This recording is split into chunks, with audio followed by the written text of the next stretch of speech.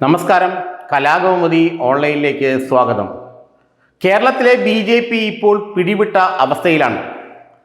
2026 തെരഞ്ഞെടുപ്പിൽ ശബരിമലയെ വലിയൊരു വിഷയമാക്കി ഉയർത്തിക്കൊണ്ടുവന്ന് NSSന്റെയും മറ്റ് ഹൈന്ദവ സംഘടനകളുടെയും പിന്തുണയോടെ ഒരു 4-5 സീറ്റ് നിയമസഭയിൽ ഒപ്പിക്കാമെന്നായിരുന്നു BJPയുടെ കണക്കുകൂട്ടൽ.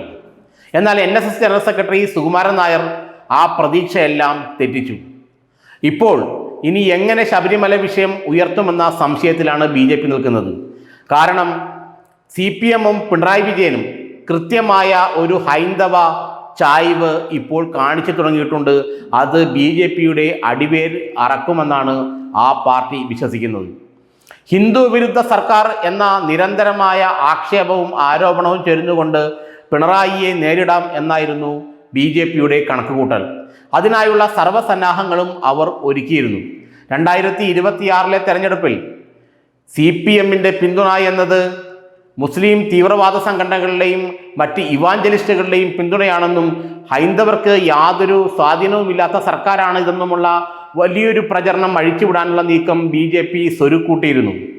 എന്നുവെച്ചാൽ ഹൈന്ദവ ക്ഷേത്രങ്ങൾ തകർക്കാനുള്ള നീക്കമാണ് CPM സർക്കാർ നടത്തുന്നതെന്നും ശബരിമല വിഷയത്തിൽ ഇതുവരെ സർക്കാർ വിശ്വാസികൾക്ക് അനുകൂലമായൊരു തീരുമാനവും എടുത്തില്ല എന്നുമുള്ള പ്രചരണങ്ങൾ ശക്തിയായി ഉപയോഗിക്കാൻ BJP തീരുമാനിച്ചിരുന്നു. ഹിന്ദു ഐക്യവേദിയും RSSുമെല്ലാം ആ വഴിയെ നീങ്ങുകയായിരുന്നു. ഇത് മനസ്സിലാക്കിക്കൊണ്ട് തന്നെയാകണം പിണറായി ശക്തമായൊരു നീക്കം നടത്തിയത്.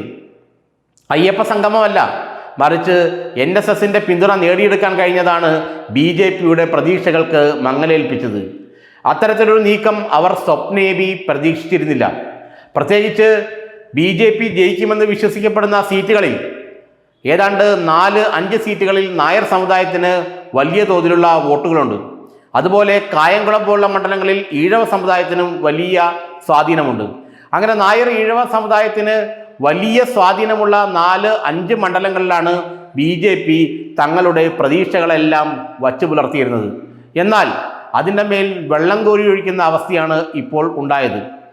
അയ്യപ്പ സംഗമത്തിൽ വെള്ളാപ്പള്ളി നടേശൻ പങ്കെടുത്തു എന്ന് മാത്രമല്ല, പിണറായിയുടെ 1-ാം നമ്പർ കാറിൽ കയറി അദ്ദേഹം യാത്ര ചെയ്യുകയും ചെയ്തു. എന്നാൽ NSS നേതൃത്വത്തിൽ നിന്ന് ആരും പങ്കെടുക്കില്ല എന്നാണ് ആദ്യം BJP വിചാരിച്ചിരുന്നത്, RSS വിചാരിച്ചിരുന്നത്. അവസാന നിമിഷം വരെ അവർ കരുതിയത് NSS അയ്യപ്പ സംഗമത്തിലേക്ക് ആളെ അയക്കില്ല എന്നായിരുന്നു. എന്നാൽ ആ പ്രതീക്ഷകളെ കടപുഴക്കി എറിഞ്ഞുകൊണ്ട് NSS പ്രതിനിധി അയ്യപ്പ സംഗമത്തിൽ പങ്കെടുത്തു എന്ന് മാത്രമല്ല, പിണറായി വിജയനെയും CPM സർക്കാരിനെയും അനുമോദിക്കാനും അവരുടെ നിലപാട് മാറ്റത്തെ പ്രശംസിക്കാനും NSS general secretary G. Sukumaran Nair തയ്യാറാവുകയും ചെയ്തു. ഇതോടുകൂടി ഇനി എന്ത് ചെയ്യണമെന്നറിയാത്ത അവസ്ഥയിലാണ് BJP.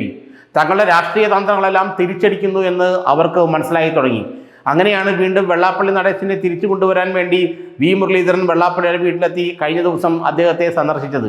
എന്നാൽ BJP നേതാക്കളാരും പെരുന്നയിലേക്ക് വരണ്ട എന്ന് സുകുമാരൻ നായർ പറഞ്ഞതുകൊണ്ട് അങ്ങോട്ട് കടക്കാനും കഴിയുന്നില്ല. എങ്കിലും ശ്രീധരൻപിള്ളയെ പോലുള്ള കുമ്മനം രാജശേഖരനെ പോലെയുള്ള ചില ആളുകളെ ഉപയോഗിച്ചുകൊണ്ട് വീണ്ടും ഒന്ന് സുകുമാരൻ നായരുടെ അടുത്ത് ഒരു എൻട്രി കിട്ടാൻ BJP നേതൃത്വം കഠിനമായി ശ്രമിക്കുന്നുണ്ട്.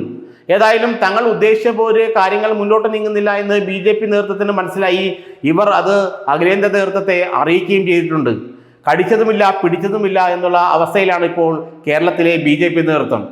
അവരുടെ തന്ത്രങ്ങളെല്ലാം പിണറായി വിജയൻ തിരിച്ച് തങ്ങൾക്കിട്ട് തന്നെ വച്ചു എന്നാണ് ഇപ്പോൾ BJPക്കാർ അടക്കം പറയുന്നത്. എന്താണോ BJP ഉപയോഗിക്കാൻ വച്ചിരുന്ന തന്ത്രം, 2026 തെരഞ്ഞെടുപ്പിൽ 4-5 സീറ്റുകൾ നേടാൻ വേണ്ടി എന്ത് തന്ത്രമാണോ BJP സ്വരുക്കൂട്ടി വച്ചിരുന്നത്, രൂപപ്പെടുത്തി വച്ചിരിക്കുന്നത്, അതേ തന്ത്രം തെരഞ്ഞെടുപ്പിന് 6 മാസം മുമ്പ് പിണറായി വിജയൻ എടുത്തങ്ങ് BJPക്ക് നേരെ പ്രയോഗിച്ചു. അതോടുകൂടി യാതൊരു ആയുധം നഷ്ടപ്പെട്ട അവസ്ഥയിലാണ് ഇപ്പോൾ. യുദ്ധക്കളത്തിന് നടുവിൽ ആയുധം നഷ്ടപ്പെട്ട അവസ്ഥയിലാണ് ഇപ്പോൾ കേരളത്തിലെ BJP നേതാക്കൾ. രാജീവ് ചന്ദ്രശേഖർ അടക്കമുള്ളവർ നിൽക്കുന്നതെന്നാണ് ആ പാർട്ടിയിലെ നേതാക്കൾ അടക്കം പറയുന്നത്. ഇനി എന്ത് ചെയ്യണമെന്ന് അറിയാതെ ഉഴലുകയാണ് സംസ്ഥാന BJP നേതൃത്വം. BJPയുടെ ഒരു സാധ്യതയെ ഇല്ലാതാക്കുന്നൊരു നീക്കമാണ് പിണറായി വിജയൻ നടത്തിയതെന്ന് അവർക്ക് നന്നായി അറിയാം. അതുകൊണ്ടാണ് BJP കേന്ദ്രങ്ങളിൽ നിന്നും RSS കേന്ദ്രങ്ങളിൽ നിന്നും സുകുമാരൻ നായർക്കെതിരെയും NSSനെതിരെയും കടുത്ത ആക്രമണവും ഉണ്ടാവുന്നതും. ഏതായാലും ഒരു കാര്യം വ്യക്തമാണ്, വരുന്ന നിയമസഭാ തെരഞ്ഞെടുപ്പിൽ BJP പ്രയോഗിക്കാൻ വച്ചിരുന്ന ഏറ്റവും മികച്ച ആയുധം പിണറായി വിജയൻ നിർവീര്യമാക്കി കഴിഞ്ഞു. ഇനി എന്ത് ചെയ്യണമെന്ന് ആലോചിച്ച് തലമുണ്ടാക്കുകയാണ് രാജീവ് ചന്ദ്രശേഖർ അടക്കമുള്ള നേതാക്കൾ.